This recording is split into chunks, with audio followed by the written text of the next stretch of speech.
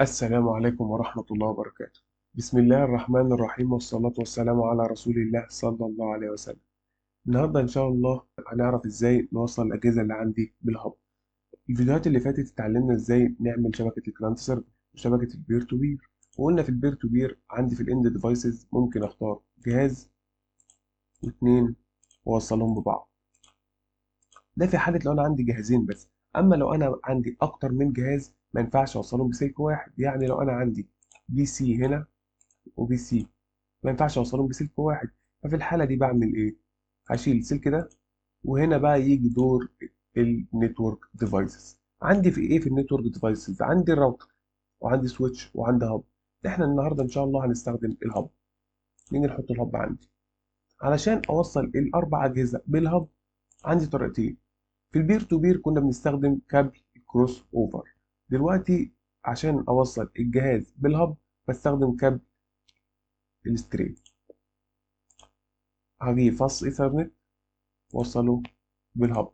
دلوقتي لو احنا ما نعرفش الكابل اللي هنشتغل عليه، اتفقنا ان احنا هنشتغل بالايه؟ بالاوتوماتيك. نفس الكلام هتوصل الاجهزه بالهب. تمام كده خلصنا يا شباب التوصيل. هيجي دور بقى ان احنا ندي كل جهاز الاي بي بتاعه. هنيجي على الجهاز الاول، config fast ethernet. هنقول له 192.168.1.1. انتر. كده حطينا اي بي اول جهاز. نيجي على الجهاز التاني، نجيب كونفج وفاصل ايثرنت 192.168.1.2. ما ينفعش نقول له دوت واحد علشان أول جهاز هو اللي خد رقم واحد، بيخلص من تاني جهاز. وقلنا احنا ممكن ندي الاي بي بطريقة تانية.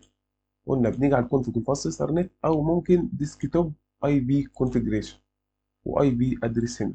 هنقول له 192.168.1.3. انتر. وهكذا يا شباب على آخر جهاز. براحتك ممكن تستعمل الطريقتين عادي.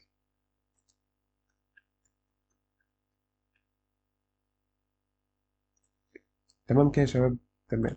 دلوقتي بقى محتاج اعمل بينج بين الاجهزه، اشوفهم متصلين ببعض ولا ايه. هاجي مثلا على الجهاز ده اشوفه هو متوصل على الجهاز الاول ولا لا. هعمل بينج،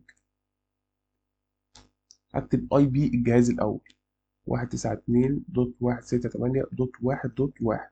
انتر. كده يا شباب بيقول لي تمام والجهازين متوصلين ببعض. هاجي هنا بقى يا شباب يجي دور ان انا ابعت الرساله.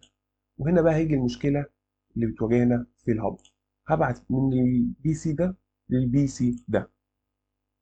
اروح على السيميوليشن ونشوف لما نعمل بلاي ايه اللي هيظهر. دلوقتي البي سي محتاجينه يبعت للبي سي ده. هيبعت لكل الاجهزه يا شباب، عبيط؟ هل أنت عبيط؟ لكن البي سي اللي هو رايح له الرساله هو اللي هيعالجها ويرجعها تاني. اما الباقي بيعمل غلط. نفس الكلام لما يرجعها للهب بيرجعها لكل الاجهزه، لكن بنشوف ان هو بيعمل صح على الجهاز اللي هو رايح له بس، باقي الاجهزه بيعمل غلط.